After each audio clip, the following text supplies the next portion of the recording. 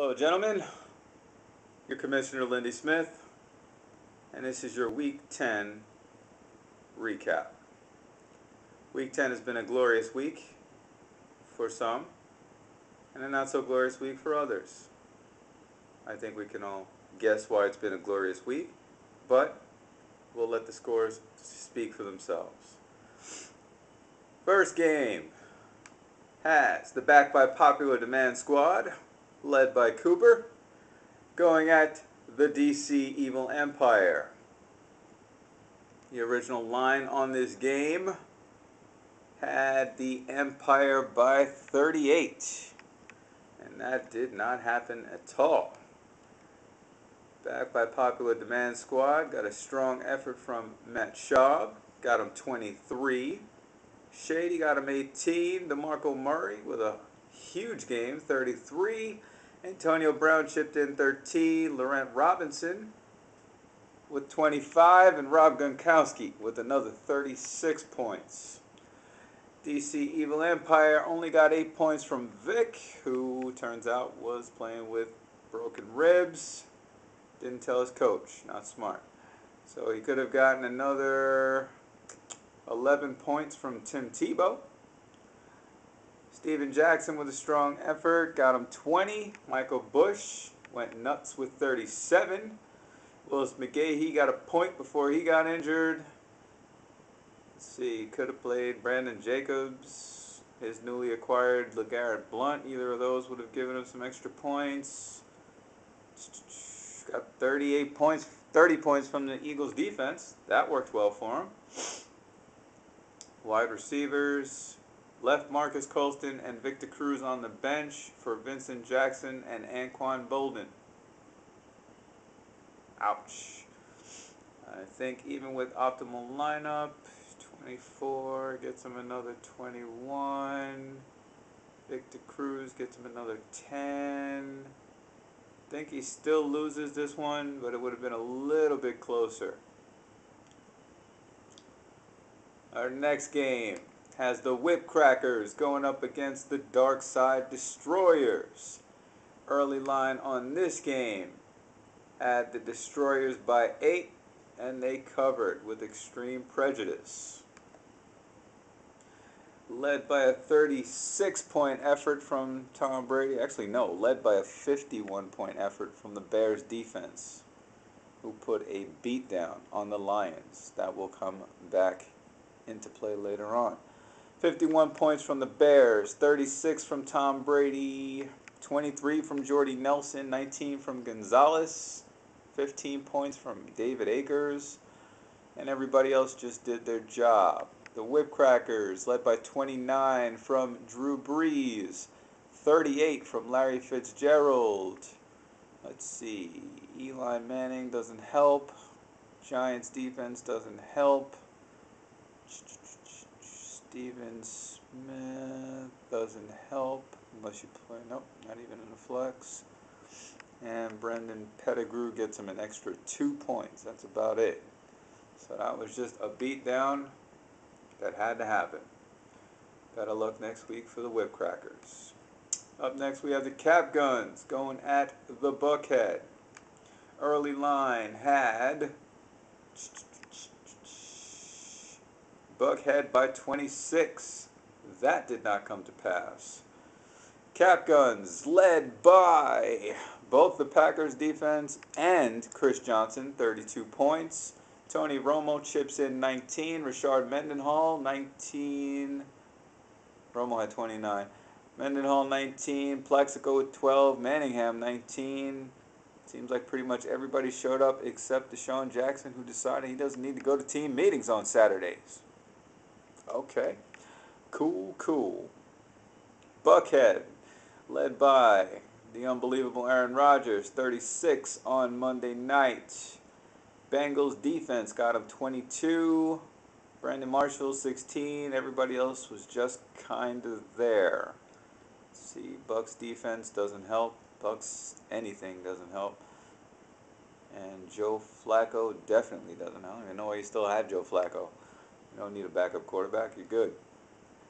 So that was just an old-fashioned beatdown from the Cap Guns. Congratulations there. Up next, we have the Legends I'm on One squad, the B team, led by Ricky Parker, going up against Team Alonzo. Early line on this game set Alonzo by 27. That did not come to pass. In a shocking upset, Legends I'm on One squad picks up their first victory of the season. Good job. Despite leaving Peyton Hillis with his 0 points, Ben Jarvis Green with his 0 points, Brandon Gibson with his 0 points. He had 3 goose eggs in his lineup. Mojo got him 27, Meacham got him 14, and the Skins got him 14. That was enough to win. Alonzo led by Ben Roethlisberger's 13. He got 11 from Turner, 10 from Green, 10 from White. Ouch. Mike Wallace gets him another 11 points. Des Bryant gets him another 16 points. So any other wide receiver except Sidney Rice, he wins that game. Sam Bradford did not help at all. So any other wide receiver, other than Kenny Britt, of course, and Malcolm Floyd, who I don't know why he's still on your team. But if he plays Wallace or Bryant, he wins that game. Maybe next week. Finally, we come to our marquee matchup. Sent a text from the Bucks game. Said I went down to the field. I talked to Arian Foster. I talked to Ben Tate. They understood the gravity of the situation, how important this game was this week, and they delivered. I got 60 points from my backfield of Arian Foster and Fred Jackson. Ben Tate even chipped in, scored a touchdown late, another 12 points. Phillip Rivers, I still don't know where he is, 18 points. Greg Jennings got me 12. Debo didn't do anything. Kellen Winslow, I kept rooting for Kellen Winslow. He didn't come through. Cowboys got me an extra 19, and John Casey went bananas with 16, which is nice. Very, very nice. And I was torn between Debo and Deion Branch, and I went with Debo. Shouldn't have done that. Didn't matter. Matty Stafford and Calvin Johnson combined for 29 points because the Lions got destroyed by the Bears. Earl Bennett got him 14. Ray Rice did what Ray Rice does with 21. Jimmy Graham, another 21. Saints got him 14. Nobody else really showed up. Matty Ryan would have gotten him an additional 13 points. Reggie Bush would have gotten him an additional 11 points unless he put him in for Stevie Johnson at the flex. Point is he didn't. And we've drawn first blood. I know it's not the playoffs yet. I know this one doesn't matter, but it kind of does. Scouting mission complete. We think we have the formula for taking down the bad guy. Myself and the Destroyers have both been the only ones to do it this season. Pulls me into a game behind. Everybody seems to be tied in the East. Darkside Destroyers, the Buckhead, and the Duck Palace at 7-3. Whipcrackers fall to 6-4, and the Cat Guns with a late season charge are at 3-7. Over in the West, Bad Guy's the only one over 500 at 8-2. Backed by popular demand at 5-5. Empire coming on late at 4-6. Alonzo and Legends with 3 wins combined. Looking ahead to week Lab. We have the Buckhead 7-3 visiting the Duck Palace Nation 73. Early line has the Duck Palace Nation at 5-point favorites, and we're going to go with that. Can't bet against myself. Sorry, can't do it. You have Aaron Rodgers. I don't care. Doesn't matter. Up next, we have the A squad visiting the B squad. Makes me sad. Makes me sad that that's going to happen. Sucks. So, early line has the A squad by 50. I'm pretty sure they're going to cover. And that makes me sick, but that's all right. That's okay. We'll see in the playoffs, and we'll settle it then. Up next, we have the Evil Empire visiting Team Alonzo. Early line has the Empire by 35. I'll go with that. Empire pulls to 5-6 next week. With the pack by popular demand squad at the Dark Side Destroyers. That is a very tough call. The line is even. If I had a coin on me, I would flip it. But I have nothing. I don't know. Too close to call for me.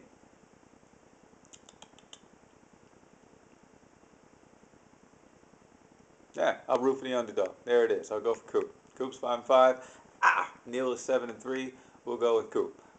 And the final game has the Cap Guns 3-7. D-Town Whipcrackers at 6-4.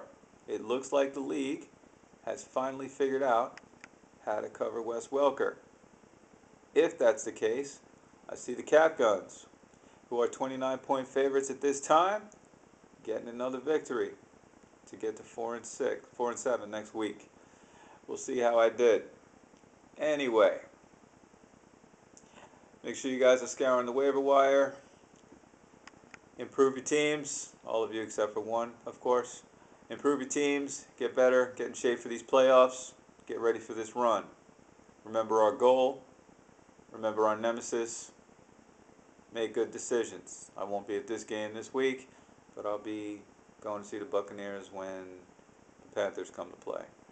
It was a great Sunday out there, watching Arian Foster and Ben Tate rip that team apart. And it sucks that Matty Schaub is hurt, because I know that Matt Leinert's not going to help that team at all. So, make good decisions. Remember our goal. Have a good week. It's your commissioner, Lindy Smith, Tampa, Florida, out.